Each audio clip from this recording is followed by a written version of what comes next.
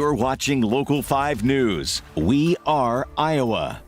Well, as we get ready to close out the month of June, we wanted to take a look back at how Title IX affected women's sports right here in Iowa. That's right. Title IX made gender discrimination illegal in education programs and activities offered by institutions receiving federal funds. Now, prior to this, girls basketball in Iowa was widely popular, and even when girls playing sports was unheard of in other parts of the country. And while Title IX opened the door to more female participation in sports, it also led to the end of what some consider the golden era of girls basketball in Iowa. A sellout crowd of 15,000 is on hand to watch the two top teams in Iowa girls basketball battle it out for the state championship. Big moments like this. A full house at Veterans Memorial Auditorium back in 1968 were normal for girls' high school basketball games in Iowa. And tonight, the fans in this vast auditorium will be joined by many thousands more watching on a huge television network reaching into 9 Midwest states. Girls basketball was first played in Iowa back in the 1890s. Not long after 1920 is when we host our first state girls basketball tournament in Iowa. It was the first hosted anywhere in the nation. Immediately after the game, 2 of the respectable Audubon boys grabbed me and hoisted me up in the air and carried me around the gym.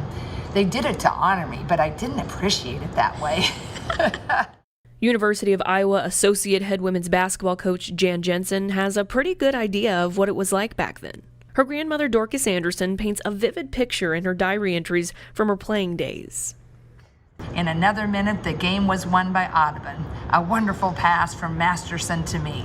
To shoot the basket, it saved the day. In this game, I made 9 points. Anderson was a talented basketball player and even won a high school state championship. But most of all, she loved the game.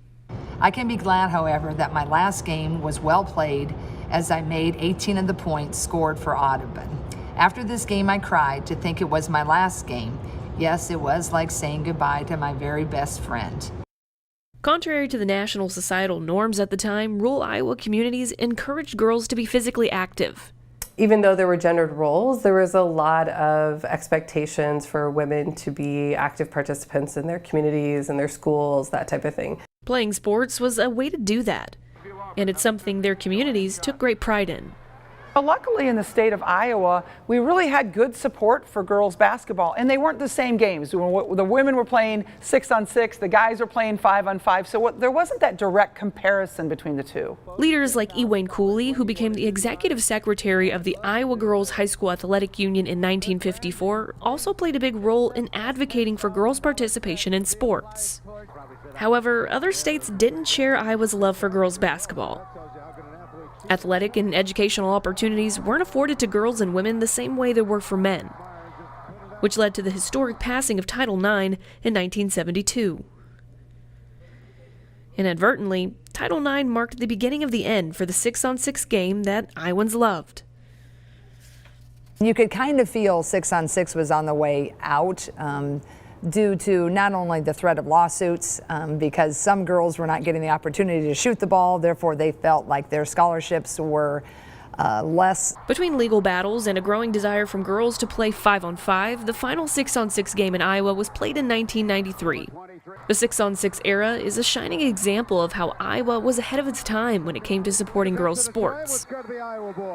While Title IX was the first federal step towards progress in the fight for gender equality in sports, the groundwork was already laid by women like Dorcas Anderson, who dared to defy the status quo by playing the game she loved. She'd be so proud. I know that, and so excited about the progress, but also knowing we still have work to do.